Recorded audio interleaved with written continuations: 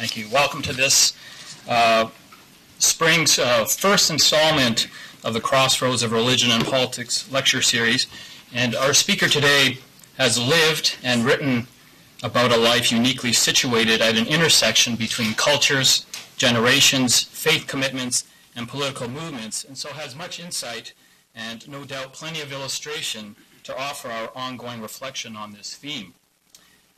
Mr. Frank Schaeffer is a respected pundit whose editorials and articles have appeared in the nation's leading newspapers, and he's also been a guest on major talk shows and websites, including All Things Considered and the Huffington Post. In each of these contexts, Mr. Schaeffer has commented on issues as wide-ranging as political fundamentalism and parenthood, the pitfalls of war in Iraq, and the pleasure of writing novels. These same subjects have centered his works of nonfiction, books like Keeping Faith, a father-son story about love and the United States Marine Corps, and AWOL, the unexcused absence of America's upper classes from military service and how it hurts our country. Having authored 4 works of fiction, Mr. Schaeffer is also clearly a talented and accomplished novelist.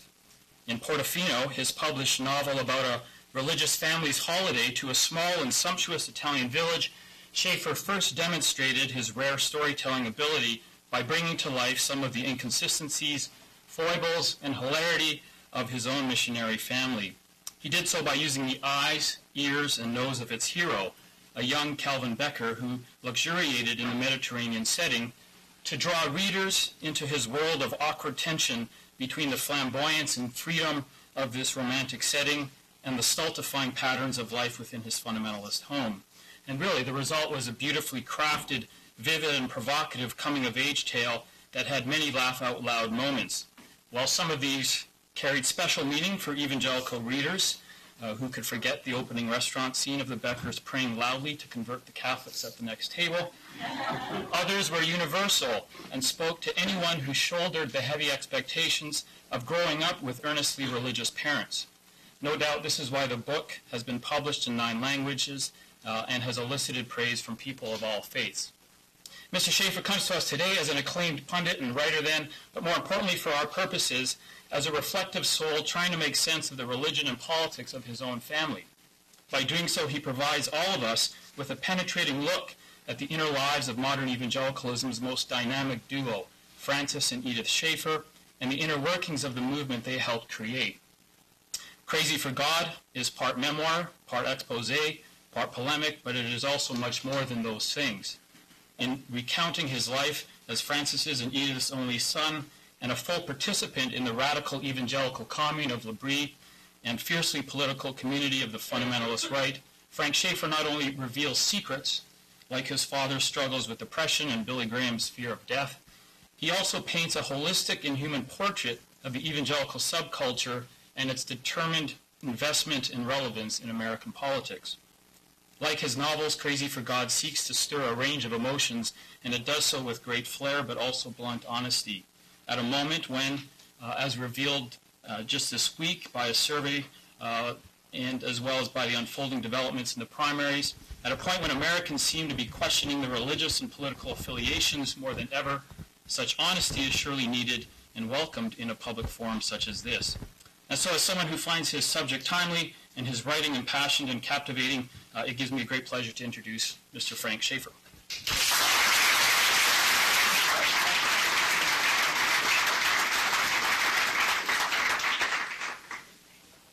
Thank you for a lovely introduction.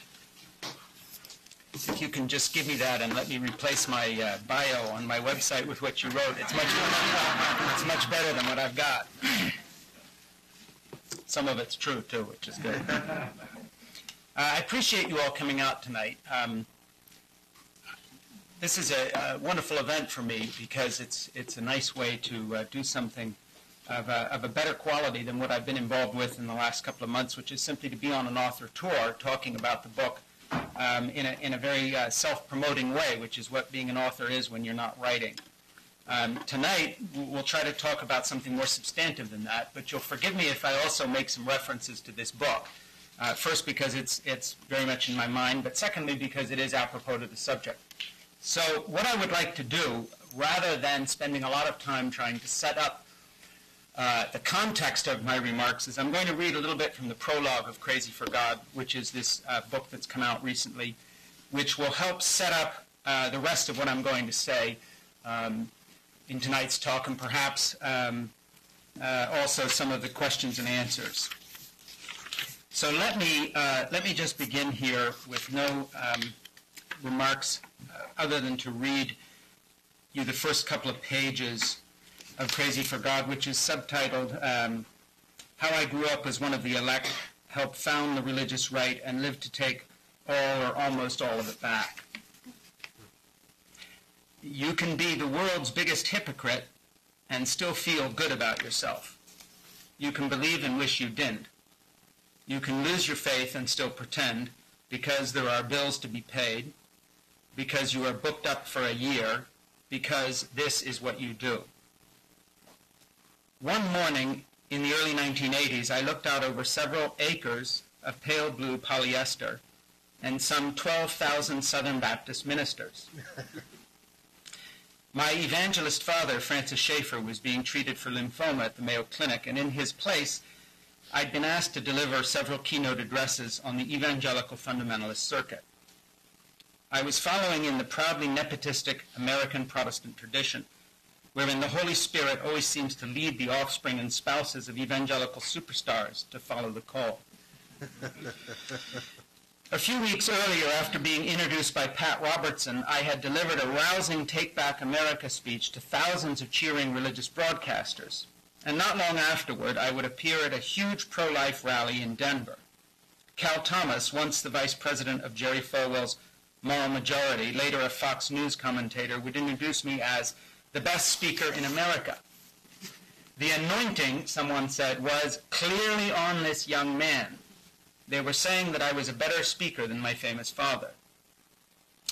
At that moment, the Schaeffers were evangelical royalty.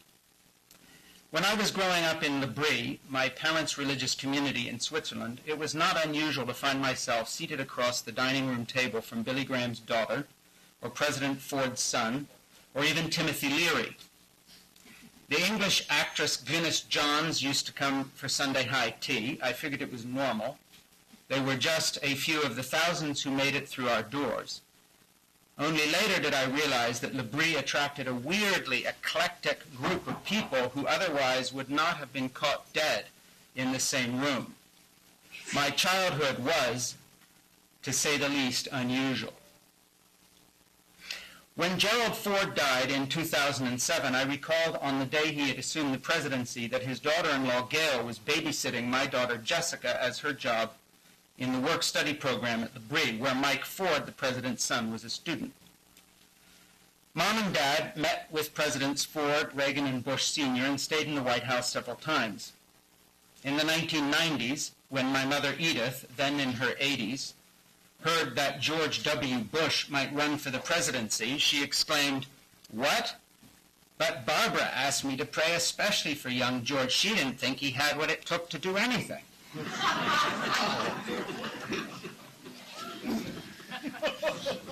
Given the fact of my family connection to the Republican Party, it was somewhat ironic that when James Webb was elected to the Senate from Virginia by a razor-thin margin in 2006, giving the Democrats their first new majority in years, I was credited with helping Webb, or to put it another way, judging by the hate email I got from my father's fundamentalist followers, and other assorted Republicans and conservatives, I deserved some of the blame. I had long since left the evangelical subculture when I wrote an op-ed for the Dallas Morning News. It was picked up by several hundred blogs and posted on the front page of James Webb's campaign website. I had defended Webb against a series of scabrous attacks wherein his novels were smeared, and he was even labeled a pedophile because he had described a sexual tribal ritual in one of his books. I noted that Webb is a serious novelist whose work has been widely praised by many, including Tom Wolfe, who called Webb's books the greatest of the Vietnam novels. I also took the Republicans to task for doing to Webb what they had done to another war hero, Senator John McCain, back in the 2000 Republican primaries. I went so far as to say that in disgust, my wife, Jeannie, and I were switching from being registered Republicans to independents. A few days after this op-ed was published, I wrote another piece, this time for the Huffington Post, about the reaction to my departure from the Republican Party. This was picked up by dozens of Democrat-friendly blogs. As the congratulatory emails poured in, I was reminded of the welcome given new believers when they convert from some particularly hideous life of sin. Then the Drudge Report and dozens of other right-wing and or evangelical outlets alerted their faithful to my treason. Furious emails flooded in. They fell into two categories. The evangelical church ladies said they hadn't actually read Webb's novels, but were shocked by his immorality nonetheless, and went to 3- and 4-page single-spaced, quivering lengths to justify the Republicans' tactics. The second group were simply profanity-spewing thugs. The church lady emails contrasted markedly with the insults. It was as if I had stumbled into a Sunday school picnic at a Tourette syndrome convention. Quote, these are all quotes from these emails, juxtaposed, and I apologize for the language. Quote, as a Christian, the best question you could ask is, what would Jesus do? He wouldn't give Webb's books a pass just because he's a veteran. Next quote, Mr. Schaeffer, don't let the door hit your ass on the way out, you fuck. Next quote, Mr. Webb has no excuse for using profanity. Next quote. These are all from different people, but all on the same day. Next quote. Good fucking riddance, you fucking crybaby. Next quote. I have never read any of Mr. Webb's novels. However, the excerpts in the Drudge Report are very disturbing. As for the Bible, yes, it has all the things you mentioned. Rape, murder, adultery, masturbation, etc. However, the Lord did not give us graphic details. And I hope as Christians we can remember that and be a voice for crying out against all ugly things. Last quote. Not last one I got, last one I put in the book. We don't need your lame-ass motherfucking comments or your support. When combined, the hundreds of emails seem to boil down to, do what we say Jesus says, and if we don't, we'll kick your head in. The reaction confirmed why any sane person would run and keep on running from the right-wing evangelical Republican morass as far as their legs would carry them, something I'd been doing for more than 20 years. But I had brought this upon myself. The truth is that with my father, I had once contributed mightily to the creation of the right-wing evangelical Republican subculture that was attacking me. So that's part of the prologue and kind of sets the book up. So one last thing on the book, and then I'll go on to my talk, just so you don't get the wrong impression of Crazy for God. And by the way, that's my dad when he's in his young 20s holding my big sister up back in the late 1940s. But so that you don't get the wrong impression of the book, the prologue, of course, is very different because you're setting something up. And then it's a real memoir. It's not a book about American Christianity and politics until you get to later stages when I chart some of my own memories of it. But it has a lot to do with growing up in an evangelical home. And so here are some comments that come out of the experience of writing this memoir, because it sort of concentrated my mind on the subject that we are talking about tonight, which is this whole relationship of not just church-state in a formal sense, but religion and public policy and how it impacts our world. The first thing to say in observing my own journey and that of my parents is that when it comes to individuals and also nations, there is no way to generalize on this subject, because anything you say is a snapshot of that moment. So when people talk in general terms about how religion impacts American public policy, or they talk about my father, Francis Schaeffer, as a Calvinist, or they talk about me as a right-wing agitator and now as a kind of, Obama supporter, agitator, whatever that makes you, they're always describing a snapshot in a life or in a nation. These situations are fluid. So one thing that I think I've changed about the way I approach subjects, whether it's writing a novel or trying to write a work of nonfiction, is that I've come to realize that one reason I like writing novels better, actually, is that all works of nonfiction, by the very fact that you're writing down something beginning with the words I think or I believe, are in a way a lie. Because before the ink is dry on the page, you have moved on. So this is what you thought when you wrote this last year. Now that doesn't make me as fickle as that sounds, because I'm not talking about complete flip-flop, chameleon-like behavior on every issue. But like real life, our politics and our religion and our faith and our belief in God or lack of belief, or our atheism or agnosticism or our Christianity or our Greek Orthodox beliefs or whatever it may be, are a snapshot in time of a journey that you're always on at some point and that doesn't end. My father's a very good example of that. There are still Reformed Calvinists who claim him for their own. But of course what they have to claim is an early Francis Schaeffer, not the man who in the last 5 or 6 years of his life no longer thought of himself that way. There are right-wing pro-life activists out there who would claim me for their own because of things I did in my early 20s. There are people out there who tried to claim the United States as their own because of what certain founding fathers wrote at the beginning of our evolution as a country. There are people who will hold an author, and there are probably a number of people in this room who've written books, hold an author's feet to the fire for something that he or she wrote at some period when they didn't know as much as they do now, or perhaps they were less compassionate, speaking for some of my own hard-ass stupidities in the past, than they are now.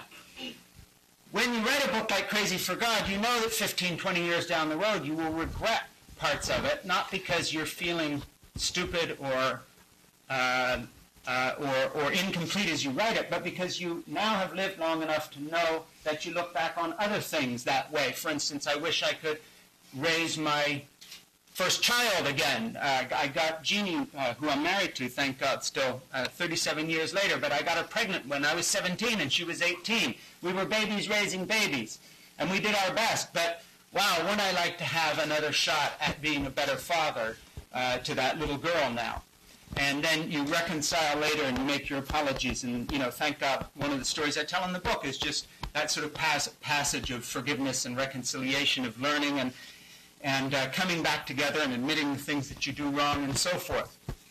The problem is when it gets into the area of government and belief, you are trying to, in a way, use belief, which is fiction. And I don't mean that in a disparaging sense of saying that it is untrue, but in the sense, as a writer speaking, it is a story. You try to apply that story to the realm of law, which is nonfiction, and deals in a currency that cannot evolve until that law changes. And therein lies the problem.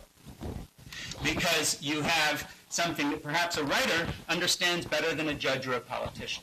You have the language of the spirit and the soul, which evolves and moves, and is always true in the sense that it is actually more lifelike than fact, because fact can't be as easily changed and adopted to new situations. And that's why I like writing novels better, because there's a lot in my novels that, you know, if I regret it, it's simply on a technical basis of saying I'm a better writer now. I could have described that scene better now. I would cut this paragraph. It was a little indulgent. It went on too long. I could do a better job. But I don't sit there saying I've changed my mind, because you know what? If it was true about those characters in the story, then it's true now. If it was a scene that mirrored the way life really is, falling in love, hating somebody, being afraid as a child, being embarrassed of your parents while your mother prays a lone grace over your dinner while it grows cold in an Italian restaurant, that doesn't change. But had I written a book of theology about what prayer is, I would now be ashamed of it, because prayer to me now, having had a son go to Iraq and Afghanistan twice, is a very different thing than prayer used to be before I was poleaxed by God, events, or fate, or whatever, and learned what it's like to be the father of a soldier, of a Marine, in this case, for 5 years, who's at war. Different story. So my theology of prayer wouldn't be the same now as it would be before. But had I captured a scene in a novel in which a person prays with a certain amount of fervor and vulnerability, that still might last today.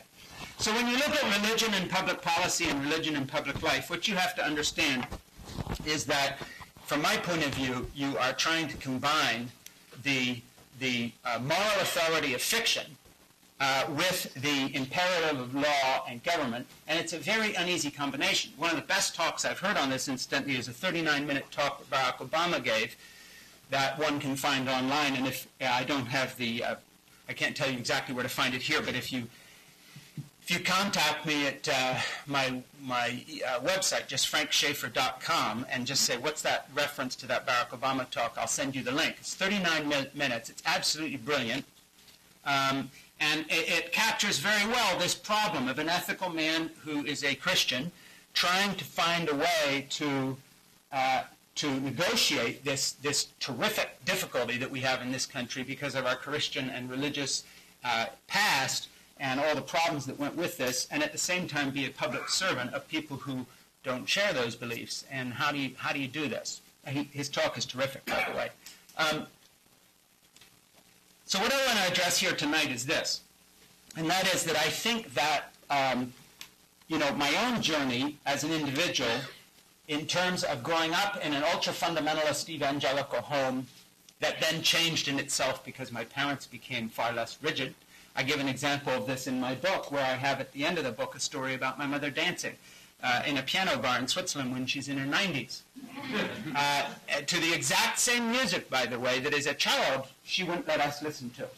And yet she knows all the words to those songs and the old Cole Porter tunes. So where did she learn them? Because this was wrong music. It had a beat. We weren't allowed to listen. Well, in her very old age, she told me a story which I relate in the book, and that is that when she had been a teenager, she wanted to be a dancer. And she was a very good dancer in college and was in productions until her parents forbade it. And a Broadway producer saw her and said, "Come with me to New York. You got what it takes." And my mom gave all that up because it was the wrong thing as an fundamentalist. It was against her principles. And her whole life, while she was turning that radio off and saying, "Don't listen to that music," inside her, obviously, something was very sad. Because in her old age, with her memory going a little bit and having loosened up over her life anyway, there she was dancing as a very, very old lady to the very music she had forbidden us to even listen to. And that's the whole problem with religion and life, and that is that life sort of overwhelms the rules because it is what it is. And the rules stop making sense if they don't conform to the reality of our situation we find ourselves in as human beings. And I think as a writer who has a religious background and is still a believer in a very different way than I would have meant that word a number of years ago, but nevertheless considers myself to be a believer, my job as a writer is not to so much try to make everything easy and explain and say, well, here's how it all fits together, because I'm certainly no theologian. I wouldn't be qualified to do that anyway. My job is simply to try to do what I do in my novels and so forth, even when it comes to something like this memoir. and this may sound not only obvious but kind of silly, but my job is to actually try to tell the truth. Now, as revolutionary as that may sound, there's two difficulties that enter in. One, of course, the truth is subjective. It's that snapshot I was talking about. So when I say tell the truth, it obviously has to be almost every statement. You can't do it in a book because it would wreck the book, but somehow in there has to be the idea. It's clearly stated once in a while, but I could be wrong. This may not be how it is. It's just how I see it now. That's the big difference between, if I had to put it in a nutshell, between my fundamentalist self and my present self, that would be it. I finish a lot more sentences either in my mind or literally with the words, yeah, but I could be wrong. I could have this wrong. I've had plenty wrong before. Just note in passing that I think there's a lot of fundamentalist secularism around here, by the way. I don't hear some of the professional atheists who are writing some of the atheistic bestsellers these days finishing many sentences with, but I could be wrong. And to me, they are fundamentalists. When you read an argument that doesn't contain that, or when you hear somebody talk who doesn't ever at least behave in that way, you're talking to a fundamentalist. That's what fundamentalism is. It's finishing a sentence. It's finishing every sentence with a declaration of being right and never, well, I could be wrong. And meaning it, by the way. And of course, the other sign is, people who don't change their minds tend to have a problem with reality because in a way they're saying, you know, that their opinion trumps what's actually there. So this idea of belief being a journey and trying to tell the truth and let the chips fall where they may is I guess, what I try to do as a writer. The other thing I would just say, from the writerly point of view, and it also has a theological implication in a sense, and a public policy implication in a sense, and that is you have to decide where your loyalty lies when you're writing particularly a memoir that's fairly self-revealing and talks about the things you've done in your life that you're pleased with or not pleased with or ashamed of or changed from or whatever. Your loyalty has to rest with the page and the reader. It can't rest with yourself. So that the only question you can ask yourself when you're writing a book like this, if it's worth writing at all, in fact, any book, but it becomes more poignant with a memoir, of course, because it's about you. Someone wrote to me and said, well, isn't Crazy for God a bit self-indulgent? And I wrote back and said, well, of course, by definition, that's what a memoir is. So you may be right, in which case no one should write memoirs, but it's a little tricky to not write a self-indulgent memoir. But anyway, what I'm trying to say is that in writing any book, or trying to figure out any of these issues, I think this rule could apply to in a wider framework, and that is the loyalty is to the page. It is to what is actually there. My job is to make the book a good read and make it a good book. People say, why did you write this book, as if there was some agenda. I wrote this book because I wanted to write a good book, and this subject matter lends itself to writing a good book because I understand the subject matter. And if my dad had been a steel worker in Pittsburgh and I had followed the closing of the mills there, that's where the book would be set. It's not set in L'Abri, Switzerland, because I'm trying to make a point about evangelicals. I'm trying to write a good book. And, some people can conjure things out of thin air. I don't. Even my novels that I've written have a basis in my life. I think that's true of most people's, but in this case, trying to write a good book. So where does your loyalty lie? Your loyalty lies to the page. And therefore, you have to read everything you write when you edit, only from the point of view, is this true, A, in the sense of being as true as you can make it, until you change your mind. B, is it a good read? Is this as good a page of writing as I can do today, and work on through 15 and 20 drafts, or not? It can't be, will my sister like it? Will former evangelicals who like my father like it? It can't even be, will I like it? That may sound weird. It really can't. It has to just be, is this good? And in that way, you have to make what you create as far away from yourself as possible. And I guess that has an application in law and legislation and applying Christianity or religion of any kind or philosophy to public policy, because the real question is not, does this fit my beliefs? The real question is, A, is this true to the situation? The human condition as we see it. Not my theory of the human condition, but the human condition. Two different things entirely, as we all know, even in our personal lives. And the second is this good? Does it work on its own terms?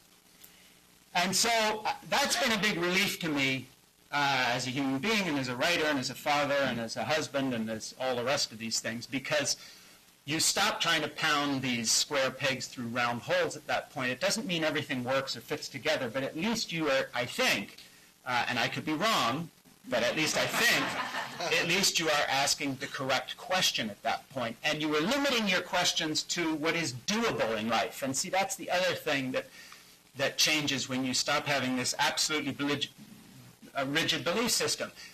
You know, it's doable to try to write a good page of writing. It is not doable to save America.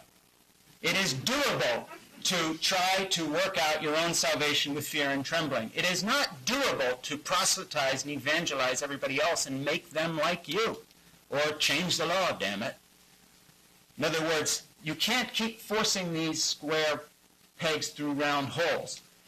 And actually, there's a very good biblical precedent for this that really does fit the spirit, I think, of Christ's teaching. And that is that he who would gain his life must lose it. And it really comes down to that. And that is, if you are going to try to write a book about yourself, then in the end, you have to write a book where the task of the book is what is at hand. And in a way, you don't disappear because you're the subject of the book, but now you're just like a director who directs himself in a movie in which he's acting. It's not you anymore. It's what works on the page, as close to true as you can make it. I know that sounds weird, but that's how it is. And I think the same thing happens with Barack Obama trying to figure out what he would do as president, given a certain belief system on one hand and yet the temper of the times on the other. And I think the same thing works out in the New Testament, where you have this passage saying that in the Old Testament certain things were allowed. Several wives, divorce, all these other things, because of the hardness of your heart, because of the way things actually are. This is not the way God intended them to be. And yet, it's not a compromise with sin. It is a recognition of reality. And my father used to say something wise in the same line, and that is, he always told me, it's a good saying, I don't know where he got it, but it was a good thing, and it stuck in my mind. And that was, if in life you go through always demanding that you will get everything or nothing, you can guarantee you will always have nothing. Because you cannot ever get everything, whether it's in a discussion, a debate, a marriage, a relationship with a child, writing a good book. As somebody said, a book is never finished, it's merely abandoned, which is exactly what I found to be true. 23 drafts in, you just give up, and that's what deadlines are for. But and mortality, by the way, life is never finished, it's merely abandoned. I mean, there is no do-over here. We just muddle through and then say, do I get another? It's like that thing from John Cleese, in Fawlty Towers. He's thinking about 15 years of marriage. Do I get another? Nope, mate. Is it? But what I'm trying to say here is that I think one of the problems with my fundamentalist background, I don't mean my problem, but the problem of that point of view, whether it's me or whether it's Hitchens or whether it's my dad or whether it's the fundamentalist atheist or the fundamentalist Planned Parenthood or the fundamentalist pro-lifer, there's all sorts of people with strong positions who can hold them but still not be fundamentalists because they can always say, I could be wrong and mean it. But the problem with that fundamentalist view of everything is that it paints an unrealistic and simplistic picture of the world that doesn't allow for evolution. I'm not talking about biological evolution, but the evolution of the spirit, that you learn, that you grow, that you mature. And in a way, this is a great antidote to cynicism, because I really do believe in change. I really do buy, for instance, I don't know whether he'll succeed or be a great president or not or anything else, but I am certainly firmly on Barack Obama's side when he says it's not just words. The dynamic of leadership is a spiritual function. The dynamic of writing is a spiritual function. The dynamic of governing is a spiritual function. But sometimes in order to be spiritual, you have to very decidedly put a demarcation line between the formal spiritual and the law. But nevertheless, all of this is spiritual.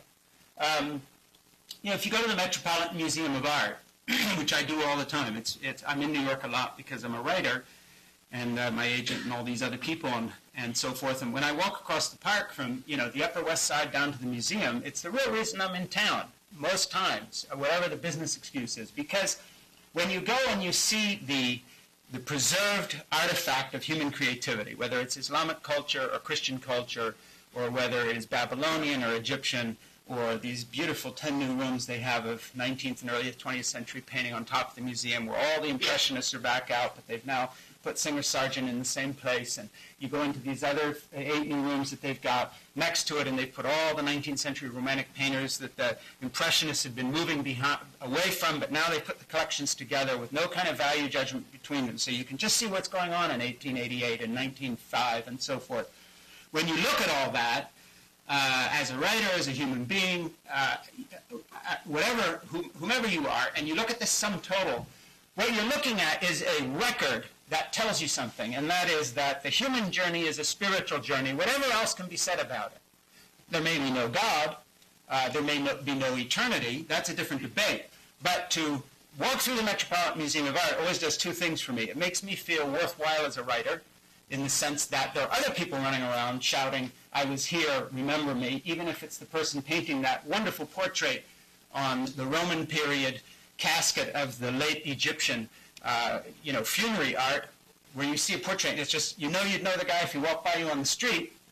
Or whether it's Mark Rothko, Two Squares of Color. That itself is a self-portrait because that's his view of the world. But it may be a despairing view, but it was a view that he thought was worth making beautifully, even if it was a statement of ultimate nothingness, if that's what it was. I'm not saying it was, but even if you interpreted it that way, it's still, I was here, I meant something. So when Barack Obama stands up and is ahead in the polls, that's why, because he exudes that. He even says it sometimes, but he exudes that spirit, that being a human being matters. And so words matter. And how you feel about things matter. It isn't a matter of policies and statements and just winning and doing anything to win. And then once you're there, you can make the right moves, biff, bam, boom, and so forth and so on. That's why art gets lost in Hollywood so often, and you get a little surprise movie comes along that costs nothing because somebody was able to make it outside of the system. That's why I find Obama refreshing, by the way, because he, thank God, more or less comes from another planet. He avoided the system long enough so he's still sort of more or less human. And therefore we have a chance to luck out, I think, and have a president that represents something that comes once in 100 years, and that is someone who is not a product of the, quote, Hollywood system, to use that comparison. So I think when we look at what I'm trying to do with Crazy for God and the direction of our country, when you look at what I'm trying to say here, I think where they come together is this. And that is those people who recognize and act as if we are on a spiritual journey will, in the end, always win. Why? Not because they're uplifting or they can give good talks, but because their description of reality in a general sense actually fits what's there. There is a reality there, whatever we think about it. As someone once said, who's bigger, the universe or you? Because you observe the universe and it doesn't observe you, which is an interesting statement. The reality, I think, of the human condition, of creativity, of moving from all fundamentalisms to more enlightenment, however you want to describe it, the reality of this mix of public policy and religion in America, the real fundamental debate is this, and that is, it's two visions of reality, a spiritual vision of reality and a vision of reality that's all public policy statements and bits and pieces, that sees no totality when it walks into the Metropolitan Museum, if you can put it that way. Doesn't hear the message from every single place in the museum, which basically says, I was here, I matter, I struggled. That's what reality of the human condition tells us. Everything else basically is a footnote to that, because everything comes from that. That's why people write, it's why they fall in love, it's why they want to have babies, it's why they have the courage to pass on their beliefs to children even when they're not sure about it, even when they're wise enough to know they're struggling, because you've got to give people some sort of framework. And that's the great debate of our times. How do we take this awareness of spirituality, of right and wrong, of morality, of love, of compassion, and give it actual legs in the same way that a writer takes this feeling that he has and puts it on a page and uses his computer and sends it to an editor and it's copy edited and printed and trees are cut down somewhere and books are made. There is a mechanical process that must follow all this, which is the public policy part. But it will never connect with the human spirit unless it starts from a place that allows for the possibility that we are more than the sum of our parts. And that knowing the how is not the same thing as knowing the why. The why may be inexplicable and unknowable, but it is different than knowing how things happen. And I think the tragedy of the 20th century, looking back to that century, was the 20th century got so caught up in the how of everything that it forgot the why had remained a mystery. And we carry that spirit forward today. And then, of course, the flip of that is the evangelical Protestant mind that is so threatened by people who study the why, thinking that it will undermine the question, or rather the how, that it will undermine the question of the why. So they're anti-scientific, they're anti-cultural, they don't want to believe in evolution, they're frightened of every new idea, they circle the wagons, they live in a tiny little subculture, they have their own schools, they talk to themselves. If you stray, you're a heretic, and so forth and so on and so on. It is this frightened vision of the world, the same frightened vision that causes other people to strap bombs on their chests and blow up people in parking lots. It's this terrified vision of a reality that thinks that if you get too deeply interested in the how of life, that you will somehow overwhelm this moral debate of the why and this moral imperative of why things matter, which is an ongoing discussion which will never be resolved, by the way. So have at it. You know, brain science, genetics, Darwinian psychology, all the rest of it, no problem. Pursue it. But pursue it with the same humility that we've got to demand of all fundamentalist belief systems that says at the end of the day, I could be wrong, or put it another way, I may not see the whole picture. Or put it another way, there is more here than meets the eye, or put it another way, this is more than the sum of its parts. So, you know, you look at the parts of America we live in, this insane, gun-crazy, gun-toting, violent, residually racist mess that is our country, filled with these raving, lunatic, fundamentalist camps divided against each other, from the left to the right.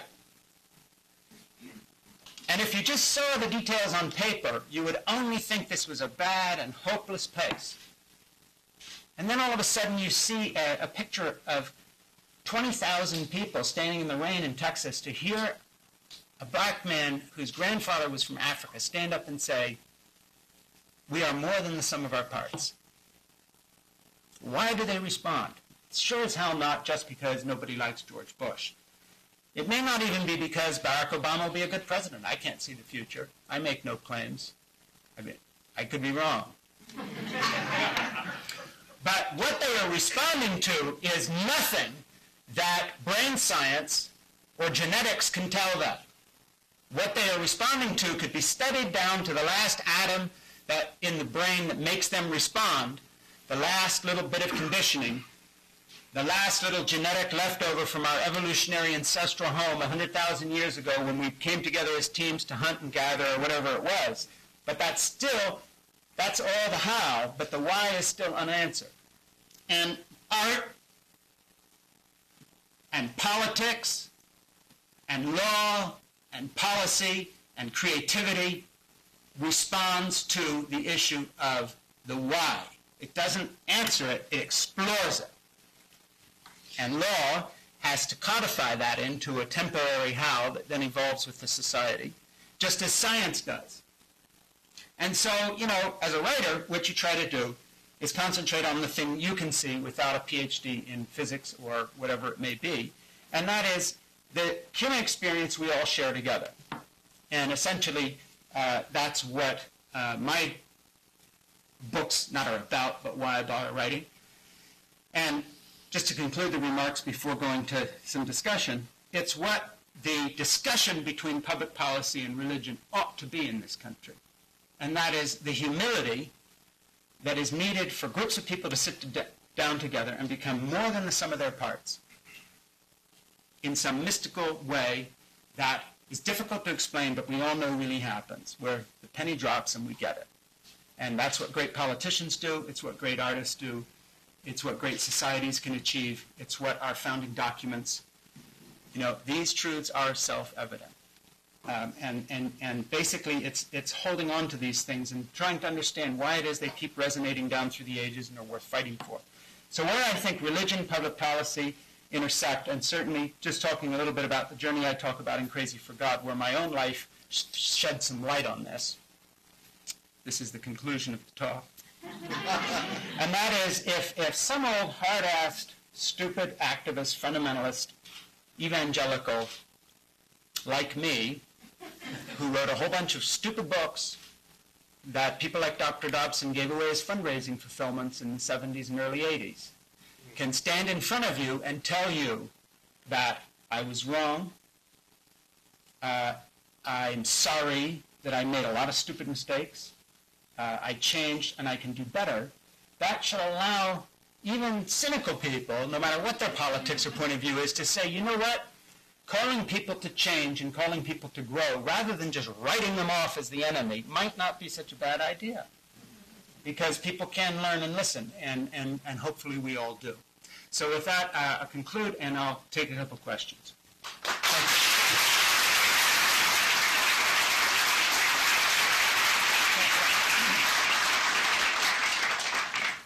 I'll be glad to take some questions. Yes, sir. I haven't done much writing, but I'm fascinated by the subtitles to books. Book titles. Who writes those? Right. Those subtitles. The marketing department writes the subtitles. The title of Crazy for God is mine, and I had an original subtitle, and honestly, I have forgotten it now because I've tried to remember this one, and I can't remember my old one or the new one now. But no, it's like book covers. I mean, there may be authors who have the clout to say, I want this on the cover and here's my subtitle. I'm not one of those. I'm in the category of lucky to be published at all authors. And so, yeah, marketing people write subtitles, and it's like a title and a book cover. This book cover, by the way, I happen to like this book cover. I think they did a great job with it. It's a nice book cover. But sometimes book covers are just a poster for a book that doesn't exist, like the old Italian movie posters. You know, well, where's the tiger and naked lady? I watched the whole movie. It was, the old Italian, you know the ones I'm talking about. Yes. I read your book about a month ago and enjoyed it. I've heard of your father for many years, although the first I ever read of him was a little booklet called Art in the Bible, just Right. about 6 months ago, which was only a short piece. Sure. I appreciated what you're saying here about the importance of humility and saying that you're wrong and listening and responding. I guess as I read your book, I guess what I thought was unfortunate about it was I felt it has sort of a contemptuous attitude of people with different faith views than you, and you were in it, and maybe you feel Sure. justified in coming back against that. But I guess I see that as odd as what you're saying here, because I feel like in the book you demonstrate the very idea that you're speaking against, in some sense having a fundamentalist attitude towards fundamentals. Well, two things I would say. I'm sure you're right in some regard, because, you can take the fundamentalists out of fundamentalist subculture, but, can you take whatever the thing is? I mean, you bring that instinct with you, Basically, junkyard dog is a junkyard dog, But I would say this, in the book, in terms of the things I actually talk about in there by name, because the book certainly... you're zeroing in on a little part of it. As you know, there's as much in there about me being in boarding school in England as there is about any fundamentalist leader you've ever heard. But there is one thing where I'm pretty merciless, rightly or wrongly, and that is in describing what I believe to be the criminal element of the big-time evangelical Christian movement in this country, which is really nothing but a rip-off of the American tax system, with people flying around in private jets, many of which I've been in, like Jerry Falwell sending me his jet and so forth to come speak at his college. And when I see this, I guess if I am scathing, or could be read as scathing, it is because I actually do believe faith is important. And it is a shame to see the entire reputation of one of the greatest things in life colored by what amounts to hardcore pornography for faith, the way hardcore, abusive, misogynistic porn colors one's view of women or sexuality. This is a real abuse, I think, of the human condition, and I think it's a vandalism of meaning. And I think evangelicals and fundamentalists in this country, by allowing this, not in any way saying everybody is in this boat, because I don't in the book. I think maybe one of the most glowing passages in the book is about this evangelical headmaster in England who, Gordon Park, who's now 83 and who I kept in contact with, actually just came and visited me a few months ago. I speak of his evangelical Christianity in glowing terms. So I think if you really look, if people read the book, they're going to see that where maybe I have gone overboard, if I have, because I may well have, and brought that tone in, I wouldn't quibble that the tone is there. I would quibble that it is a wholesale dismissal of other people's beliefs. I think it's more specific than that. It's a wholesale dismissal of a certain movement that has tolerated within its midst what I believe to be a literal, in the literal sense, a criminal element, which has literally ripped off the American tax system as, quote, non-profit ministry, and it's as non-profit as Exxon is. And it's very clever. I've sat on these boards. The pastor's salary or whoever it is small. The benefits are, look as if they belong to the Saudi royal family. And it only starts with the jet and goes from there. That side, and then the nepotistic side, this weird thing where the Holy Spirit always seems to lead Robert Schuller's son to inherit the mailing list and the limo fleet and the jet to carry on the work, or Benny Hinn and these people. This is criminality. It's not spirituality in a different way. So I would say, yeah, I'm pretty tough in some areas, but I think the level of criminality that has overtaken big-time American religion is such that it ought to literally be changed in some way. And so, you know, if that point of view comes through in the book, that's how it is. And I think that's a good critique. I was actually thinking more towards the views of your parents. Oh, well, that's different. That's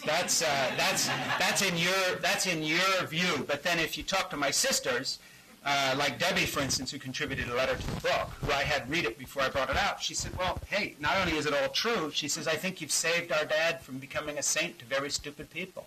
And thank you for doing it, because he was a flesh and blood working out his salvation in fear and trembling like everybody else. She felt it was very honoring to him. So did my sister Priscilla. So did my brother-in-law John. So did my wife Jeannie. So did the people closest to my family. The people who've had problems with the reality that I've tried to bring to a family story are not people who are reading this as a family story. They're people who have some reverence for A, evangelical Christianity, B, its few leaders who can think, Francis Schaeffer, C.S. Lewis, one or two others, and they don't want to see them, quote, denigrated, but what they or perhaps you look at as denigration, I just look at as reality. So, you know, in the context of a book where I'm saying things about myself and my own life that I would imagine are far more revealing and scandalous than anything I talk about my dad, I'm just letting the chips fall where they may. But that I think is a very different thing. That has to do with trying to tell the truth rather than try to write a book that is either a piece of propaganda for whatever it may be, including your own family, or whitewashing things in an unrealistic way. But, you know, people have to decide. And it may be one of those things that 15 years down the road I'm saying, gee, I should have done this differently. I mean, I'm perfectly open to that, but it is what it is, yes. Do you trace your departure from your previous beliefs to a particular event? Was it a progression over time? And if it was, what that? Yeah, good question. Tracing my own departure from my beliefs to a particular event or what it was. I don't think it's a particular event. It's a sort of an evolutionary process. But I do talk about it in the book, and I think what tore it from me, in the sense of not an event, but just a realization, was several things. I'll start with one, kind of work backwards. This may sound strange, but my success within that community scared the hell out of me. Because it was the old Groucho Marx thing. You know, I'd never want to belong to a club that would have someone like me for a member. And it was basically, if, you know, in 3 easy steps I can become an evangelical leader, then this really is bullshit. Because God has certainly not called me. I'm just doing this because my last name's Schaeffer. Secondly, every time I stand up in front of one of these groups, I feel that I believe less. 5 more years of this and I will be an atheist, literally. Because this is such crap, and this is so stupid. Jerry Falwell's jet, you know, Pat Robertson's craziness, the way people were adoring my father, you know, running up to me in airports. I just wanted to touch a Schaeffer. I thought, you know, 4 more steps down this road. And it was basically like the guy who's, you know, done a little cocaine. Now he's smoking some crack cocaine. And one day he catches himself shooting up. And you realize I'm now at a turning point. So the money was too easy. The life was too easy. I'd always wanted to be an artist. And I realized that I was literally going to throw my life away. And so, you know, it's one thing to be born into royalty in a country you want to belong to. It's another thing to find out you've taken over, you know, you've been proclaimed king in a lunatic asylum. And so that's literally, that was the end of it for me. And I think the end came when Pat Robertson offered me my own TV show. And Dr. Dobson wanted me to have a radio program. And all of a sudden I wasn't speaking to 100 people anymore. I was speaking to crowds of 18 and 20,000. It was ridiculous. And about what? About whatever I made up walking in on the way through. I mean, just, I was there because I was the guy, and amazing, you know, that when I got out, it all ended just like that, because it's a series of personality cults. You know, the heart of evangelicalism is not either the gospel or a church, it's whoever you're following that day. So, oh, Rick Warren, 25 million book sales, The Purpose-Driven Life. Tomorrow, you won't hear a thing about him. It'll be some other, oh, Joel, whatever his name is, I forgot. Yeah, now he's hot. And then he'll go. And it's a series of cults to make people feel better about a belief system that's really difficult to hang on to if you're thinking about it. So you just sort of swing from one rock star to the next. That was one thing. And then the other thing was I was raised in Switzerland by fundamentalist parents who had escaped a very right-wing Christianity and been given and then come to Switzerland, but been given a view of the United States that was very different than the reality of what I found when I traveled and lived here, especially when I moved here in 1980 with my wife, 2 children, and Jeannie was pregnant at the time. This country was not as these people had been describing it. In fact, all these secularists who we were so afraid of, there were secularists and then there was the worst secularists, they were called New York secularists. You know, they all turned out to people like Frank Gruber, who's an entertainment attorney and an agnostic, and his wife teaches philosophy in California. And these are the best people I've ever known. The most trustworthy, the most compassionate, the most ethical, the most moral. And given our system of belief, you know, where do they come from? Not only that, this whole country created by all sorts of people who were not, quote, Christian founders, but had all kinds of different beliefs. You know, it was like someone who had been raised in a enclosed environment of a communist commune, been told, North Korea, you know, if you want to put it that way, been told certain things about the devils of America, comes to America, and they're all nice to him. And it was a similar experience. So there was that. And then there was a personal development where in 1990, that culminated in 1990 when I began going to the Greek Orthodox Church, where I've been ever since. And that was just for me personally, if you're going to have worship as part of your life, it has to be more than some guy's clever sermon. Because I can preach clever sermons. But what I can't come up with is 1,600 years of patristic tradition, which is a blessing to be part of, not because it's any truer than what anybody else here thinks, but because the path is well worn and the egos are nowhere in sight. So the priest can be a doddering old man and not know where he is in the book, or he can be a fiery young preacher. But, you know, the thing is, he's totally interchangeable with the next guy because you're there for the liturgy. You're not there because Pastor Billy Bob is such a great guy. I've had it with great guys. And so there was the spiritual journey as well, going into a more patristic, historically rooted expression of faith. You put all that together and, you know, you wake up one morning, you don't say, oh, well, I'm going to change. You're just in a very different place and you see things differently. And I would imagine I'm still journeying. The Greek Orthodox thing will stick because I'm happy there and because it's real and it's true in the sense of being true to itself. It's not there to raise money. Nobody's flying around in jets. You know, our bishops are poorer than most evangelical church doorkeepers.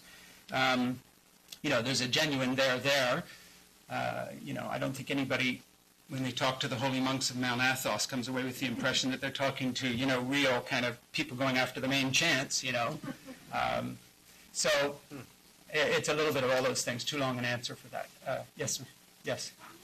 Thank you so much for being here. My question is, in your experience, do you see younger evangelical Christians sort of moving in a new direction, away from the legalism, the proselytizing, away from many of the leaders, fundamentalist leaders that you mentioned, Yeah. and towards a more grassroots social justice message? And part of the reason I ask, I just kind of want that reassurance because the former really frightens me. And I'm wondering if you see that at all, or if Yeah. that's... Well, I think there's something to what you say, but I first have to just say, you know, having really been out of the loop of evangelical, quote, big time since 1985, somebody here who does math, how many years is that? How long? 23 years. And having been in the Greek Orthodox Church in a formal sense since 1990, and that's 18 years, I'm not up on the day-to-day stuff. But evangelicals haven't paid much attention to my work because, you know, you're in or out, and I'm not, you know, I don't have a following anymore there. So the people I hear from who read my novels like Portofino or my military books like Keeping Faith are just regular old readers out there. However, this book has stirred up hundreds and hundreds of emails, and I was expecting an avalanche of fury, which you can read plenty of in blogs, you know. I'm not encouraging you guys to do that, but you can. But actually, the people who are writing to me are exactly in that direction. It's basically they're saying the opposite of what I predicted, because it was like I'd left. You know, it's like someone leaving pre-war Germany who comes back after the war. Oh, it changed. All the buildings have been flattened, for one thing. But for me personally, it was different in the sense that there are a lot of people, pastors of former big churches, evangelical leaders that have rose very quickly in certain ranks who are saying exactly what you're saying. And that is, we've totally had it. We burned out. This went nowhere. Thank you for writing the book because it encourages me to take whatever steps. And then in terms of things I'm getting from younger people and things I've been reading about the support that a few people like Richard Cizik, for instance, has gotten at the National Association of Evangelicals when people like Dr. Dobson called for him to be fired because he had the temerity to say he believed in global warming. This is great. And he wasn't, and he got a lot of support. So I think there has been a real shift. And I would just say, though, that shift will always be incomplete and partial until the triumphalist aspect of evangelicalism tied to this idea of American exceptionalism, until that is really repudiated. We are not a special country called to do anything. We are just another group of humble human beings here on this planet for a short span. And if we see that in perspective, that changes both theology and politics, I think. But it changes theology in the sense that we are not God's great answer to everything. Whether it's evangelicals or Americans or women or men or white people or black people, we're just human beings, and that's a humble position to be in. So I think that there are a lot of young people who are seeing things differently, and I think that it's hopeful in that sense. But I think that within the evangelical DNA, if you want to put it that way, American exceptionalism is built so strongly into it because fundamentally evangelicalism as we know it is an American cult. It's like Mormonism. It doesn't have its roots in Europe. There were European evangelicals, but they wouldn't recognize the American brand. I mean, John Calvin would burn most evangelicals at the stake at this point. Martin Luther would just be horrified. So it has nothing to do with Reformation roots as such. But what I'm trying to say is that the movement itself has got to become more self-examining when it comes to the marriage of exception, this idea of American exceptionalism with the gospel. And so we're all in the same boat with other human beings. We're all in the same boat with other countries, and we're all in the same boat of history. And evangelicals still see themselves very much as the answer to everything and being apart from everything and so forth. And I'll give you a good little example that I was discussing with one of my hosts here tonight, just coming down for 2 seconds, and that is, just remarking on the fact that, George Bush, who's an evangelical, or purports to be one, has managed single-handedly to destroy one of the last large non-Muslim Christian communities in the Middle East. That's Iraq, who have all fled or been massacred or made prey to the extremists in that country, or they've all gone to Jordan or somewhere. They have dispersed. There were about 1,300,000 before we invaded, and there's about 200,000 to 300,000 left, if that now. The evangelicals in America don't care because they're not our kind of Christian. They're probably not even saved. And yet George Bush has done what 1,300 years of Islam did not achieve. He destroyed one of the oldest Christian communities in the world, literally, by unleashing a Sunni-Shia civil war around it. And people don't remark on that because it's not our kind of people. Instead, when American missionaries have been going over there, they don't dare evangelize the Islamic community because they have their head returned to them in a box. So who they're evangelizing is people who are Christians, who are Syrian Catholics and other people of Eastern Orthodox faith, again in this triumphalist mode of, we are God's gift to mankind. We're going to bring them, and these are people who are Christians who have actually been willing to pay a price for their faith, other than, say, the evangelical American who his faith has been a civil religion, he's paid no price. He's heading over there to tell them how to believe in Jesus. And it's a supreme irony. Yes, sir? I'm one of those that you're talking about. I come from Jerusalem and I'm a Christian Arab. Right. So I fit that category. I grew up in an evangelical home and I read those guys' books when I was in college. But then I came back to Jerusalem and I became a journalist, and I was faced with the same reality you were saying, with the theology and the reality kind of clash. And unlike what you were saying about fundamentalism not changing, I saw that they change a lot, but in a very bad way. I mean, they one day consider Lebanon to be the Antichrist, or Arafat to be the Antichrist, the next day it's somebody else. And they kept on changing based on the latest news.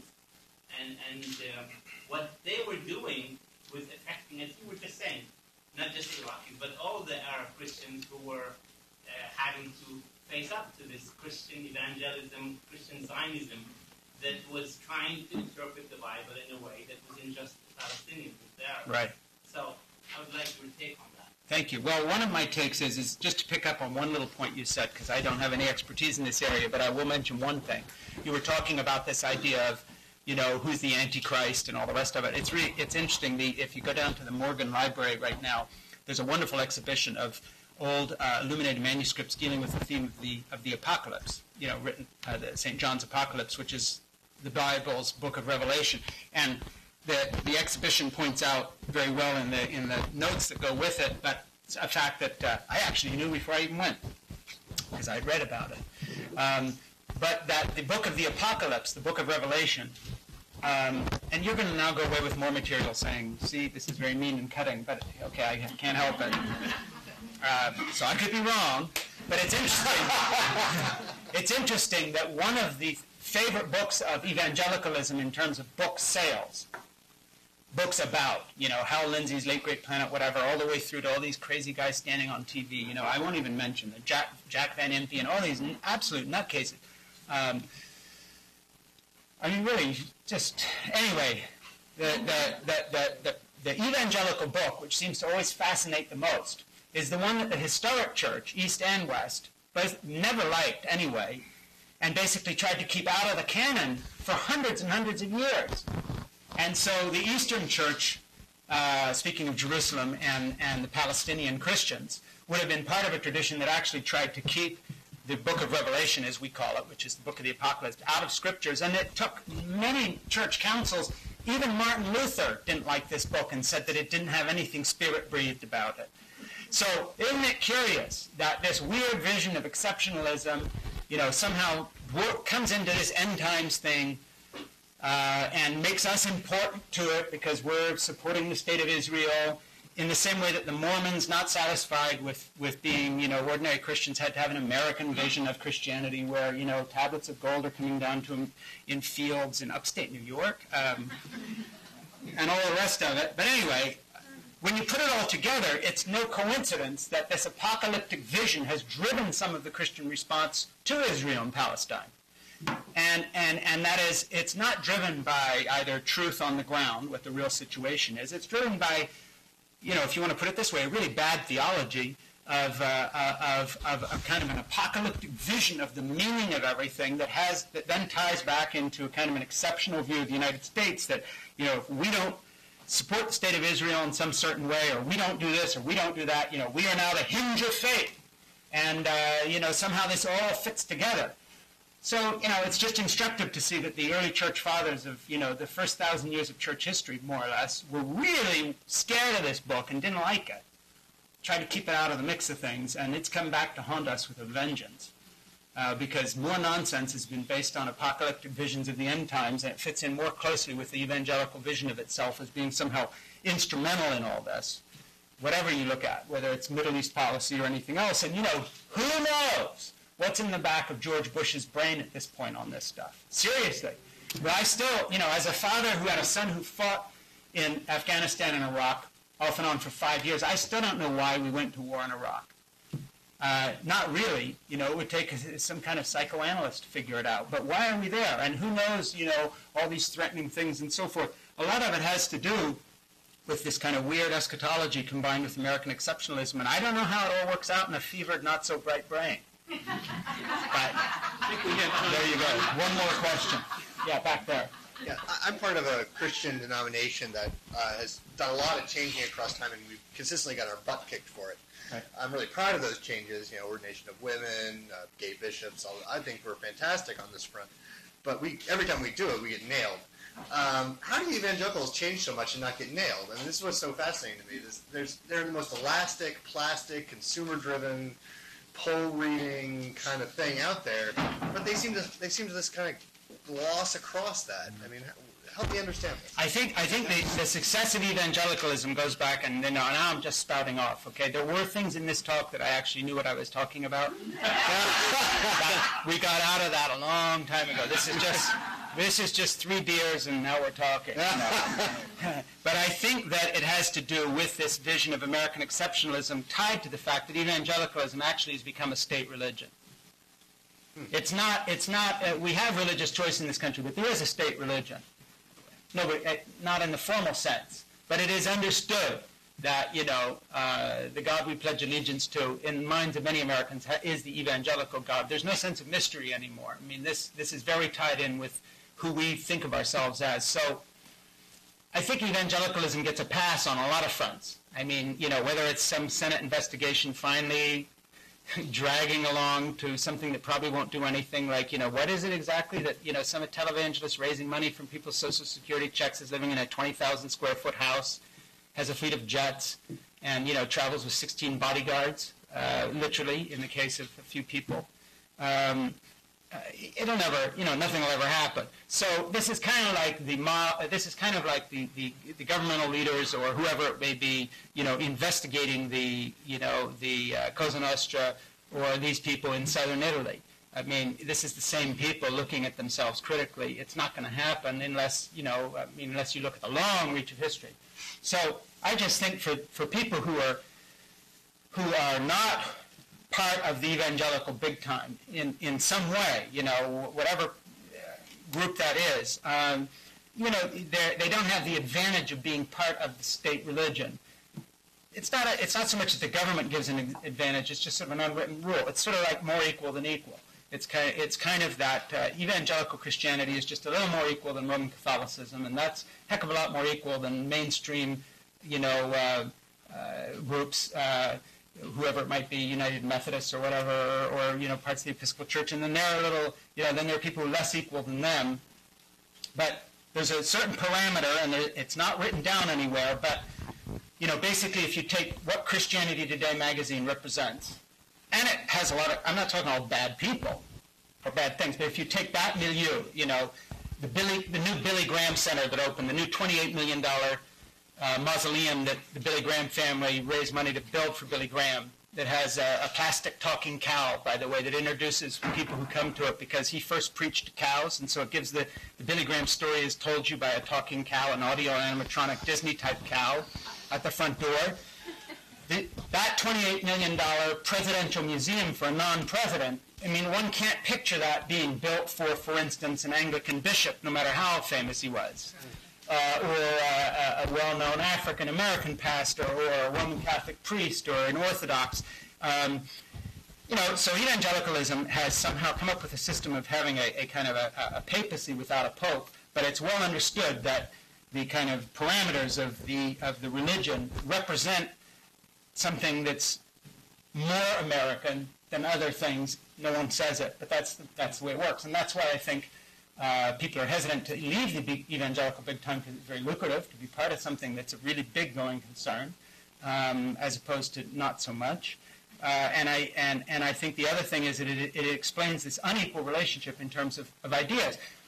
Lastly, just to wrap it up, no other religious group in America has an entire duplicate subculture.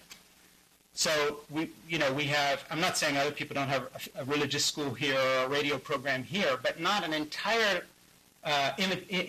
imitation of the wider culture of colleges, universities, think tanks, schools, charitable organizations which rival government programs, and so forth and so on. The evangelicals have built a duplicate nation within the nation that is answerable only to itself and plays by its own rules. So, and it's not all bad. They do great things. I mean, there's lots of charity, lots of fantastic things done. This isn't no condemnation intended here. Just looking for an explanation of why you've sensed this kind of powerful position. And so, the key here wouldn't be to sort of do away with this. It would be to try to change some of the sensibilities, going back to this person's question, so that maybe the Richard Cizicks of this world, who believe that global warming is important, would make it relevant to this huge and very powerful group, because the powerful group isn't going anywhere. So it's a question of trying to change some of the priorities and point them in perhaps a better direction sometimes. But I think they have a very privileged place at the table. It's hard to pin down, but it's definite. It's really there. Thank you so much. Thanks a lot.